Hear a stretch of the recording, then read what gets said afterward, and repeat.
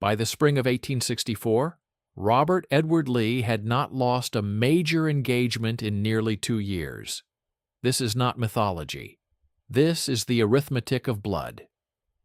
At Second Bull Run in August 1862, he had shattered John Pope's Army of Virginia so completely that Pope's career ended within days of the battle. At Chancellorsville, in May 1863, commanding 60,000 men against Joseph Hooker's 130,000, he had split his army in the face of the enemy, a maneuver that every military textbook declared suicidal, and won. Stonewall Jackson's flank march of nearly 12 miles through dense Virginia wilderness remains one of the most audacious operational strokes in the history of Western warfare. The Confederate casualties at Chancellorsville numbered 13,460. The Union lost 17,197. The ratio spoke clearly. Lee was not merely winning. He was winning at a discount. This record had done something subtle and catastrophic to the Army of the Potomac before Ulysses S. Grant ever set foot in Virginia. It had, over the course of 31 months, installed a specific psychological algorithm in the minds of every Union officer above the rank of colonel. The algorithm was simple.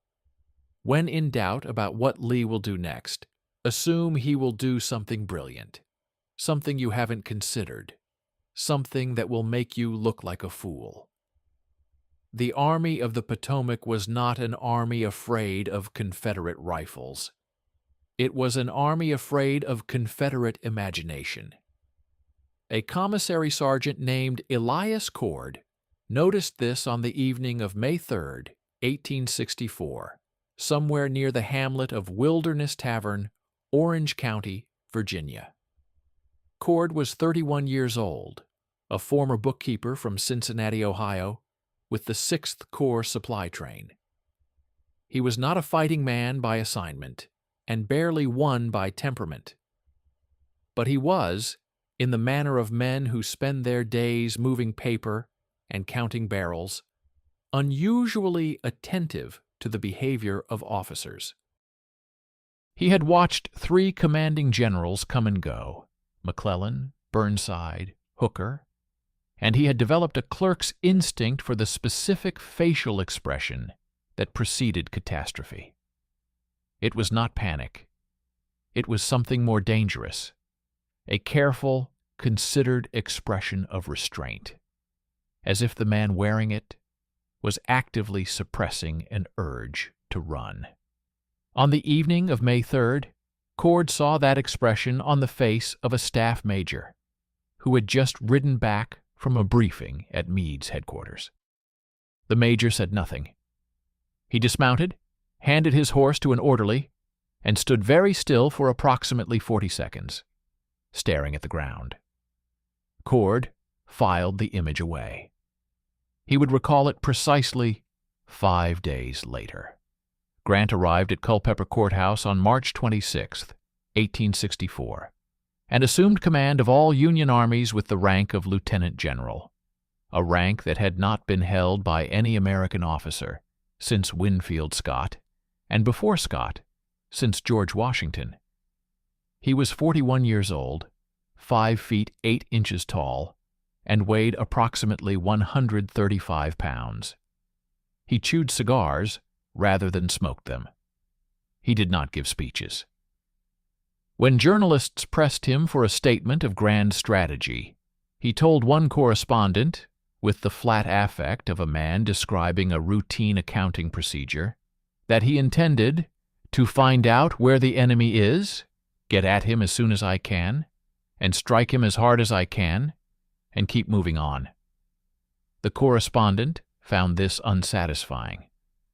Grant did not particularly care. What Grant understood, and what 4 previous commanders of the Army of the Potomac had failed to grasp with sufficient operational clarity, was the fundamental structural reality of the Confederate strategic position by early 1864. The Army of Northern Virginia, on paper still a formidable instrument of war, was in fact consuming itself. Lee commanded approximately 64,000 men at the opening of the Overland Campaign. His replacements were drying up. Confederate manpower reserves, never comparable to the Union's, had been bled white across 3 years of offensive warfare. At Gettysburg alone in July 1863, Lee had suffered 28,063 casualties, nearly a third of his entire force, in 3 days of fighting that accomplished nothing strategic and surrendered the operational initiative Lee had spent 18 months constructing. The Confederate Army that limped back across the Potomac in July 1863 was not the same army that had marched north. It looked the same on maps. It was not the same in bones. Grant had studied these numbers. More precisely, Grant had understood what the numbers meant in aggregate, which was something his predecessors had failed to do because they were too busy being impressed by Lee's operational virtuosity to notice the cumulative ledger. Every battle Lee won cost him men he could not replace. Every battle Lee lost cost him men he could not replace and ground he could not recover. The Confederacy was, by the spring of 1864, running a military enterprise on a shrinking capital base. Grant's task was not to outsmart Lee, it was to bankrupt him. The plan for the Overland Campaign was straightforward to the point of brutality.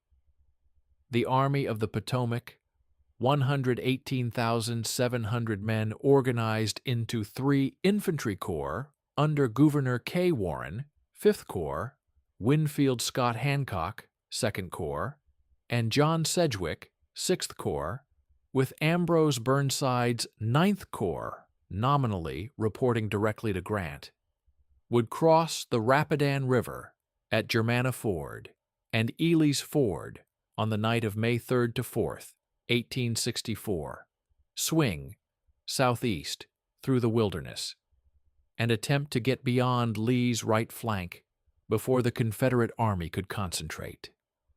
Simultaneously, Benjamin Butler's Army of the James would move up the south bank of the James River against Richmond.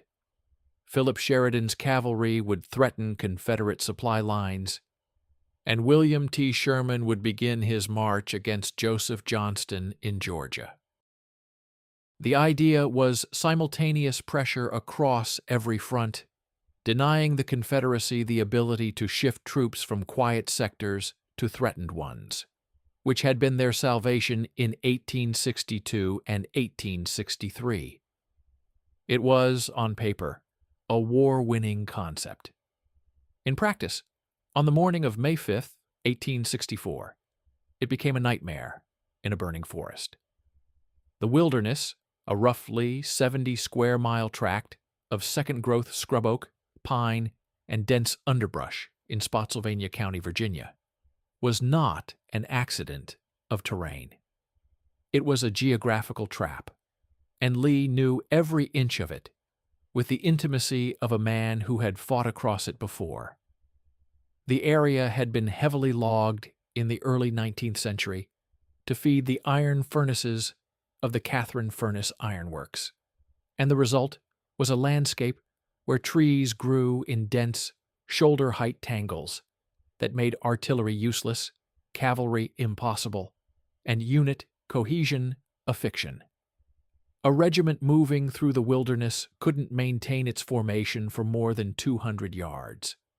Commanders couldn't see their own flanks.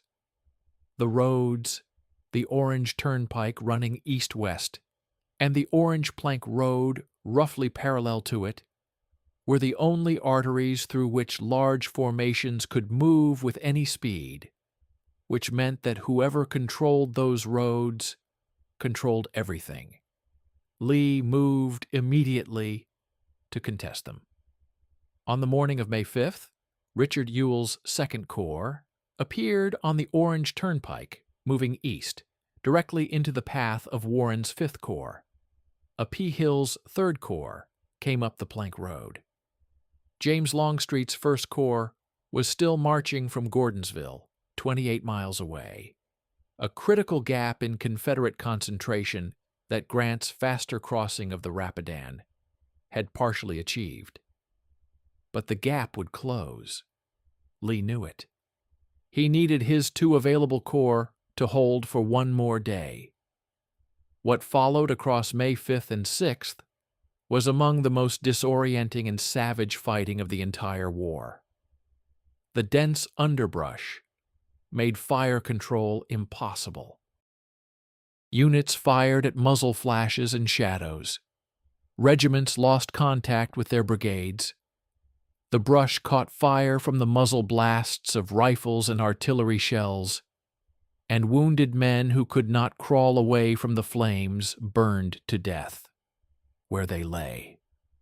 The screaming witnesses reported in letters that uniformly struggled for adequate language was unlike any sound they had encountered before. Not the acute screams of men hit in open battles, but a sustained, directionless chorus, rising from smoke too thick to enter and brush too dense to penetrate. By the evening of May 6th, Union casualties in the Wilderness stood at approximately 17,666, killed, wounded, and missing. Confederate losses were roughly 11,000, though the fragmentary state of Confederate record-keeping makes precision impossible. Grant had not achieved the flank movement he intended. He had fought Lee to a bloody standstill in terrain that negated his numerical advantage and his artillery superiority, which numbered 316 guns to Lee's 274. Technically, the battle was a Confederate tactical success. Lee had stopped Grant. He had inflicted disproportionate casualties. He had preserved his defensive line intact. This was the moment Elias Cord had been unconsciously watching for. The moment that, in the minds of every surviving officer of the Army of the Potomac, arrived with the specific gravitational weight of pattern recognition. We have fought Lee for 2 days, we have bled heavily, and now we will retreat north of the Rapidan and regroup and perhaps change commanders again. The algorithm, installed by 31 months of defeat, fired automatically. Supply sergeants began calculating the logistics of a northward withdrawal before any order had been issued. Cord himself began mentally inventorying which barrels could be left behind. On the night of May 7th, 1864, Grant issued his orders. The Army of the Potomac would not retreat. It would march south. It would march toward Spotsylvania Courthouse, attempting once again to get around Lee's right flank, to place itself between the Army of Northern Virginia and Richmond, and to force a battle on ground of Grant's choosing rather than Lee's. The movement would begin after dark to gain as much distance as possible before Lee could react. When the orders reached the Corps commanders, there was a pause, not long, perhaps 45 seconds, the kind of pause a man makes when the information reaching his ears has not yet been processed by the part of his brain that makes decisions. Then the orders were passed down, and something happened that no one had quite anticipated, and that Cord, watching from the supply train's position near the Brock Road intersection, as the columns began moving south rather than north, could not immediately explain but recognized immediately as significant. The men began to cheer. Not politely.